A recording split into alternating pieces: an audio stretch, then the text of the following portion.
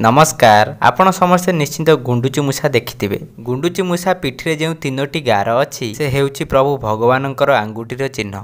आसंतु जानिबा रामायणर सेतुबंध निर्माण रे साहाय्य करुथिबा एक गुंडुची मूषार कहानी बाबदरे। जेतेबेले प्रभु श्रीरामचंद्र एवं तांकर बानर सैन्य माता सीता को उद्धार करिबा निमंते विशाल समुद्र पार होई लंका को जिबा पई एक सेतुबंध निर्माण करुथिले, समस्त शक्तिशाली बानर माने बड़ बड़ पत्थर एवं शिलाखंड को धरी सेथिरे प्रभु रामचंद्रकर नाम लेखि समुद्र को फिंगी देउथिले। आश्चर्य भाव शिलाखंड भासीबाकू लागु। एही मध्यरे एक छोट गुंडुची मूषा प्रभु रामचंद्रकर काम रे सहाय्य करिबाकू चाहुथिला। यह अन्य मानक परि बड़ बड़ पत्थर उठाई पारु नथिला सत, किंतु से बाली रे गड़ी गड़ी ता शरीर लागि छोट छोट दाना उठेई नेई सेतुबंध स्थान रे झाड़ी हो जाउथिला। गुंडुची मूषा चाहुथिला प्रभु रामचंद्र को पादरे पत्थरर आघात न लागू, किंतु बानर मानक पादरे गुंडुची मूषाटी दली हो जाइथिला। प्रभु अंतर्जामी जे अंतरर कथा जानि पारंती गुंडुची मूषार समर्पण को देखि बहुत दुख कले। प्रभु धीर भावरे गुंडुची मूषा को तांको हाथ पापुले उठाई देले एवं स्नेहर सहित ता पिठिरे आउंसी देइथिले।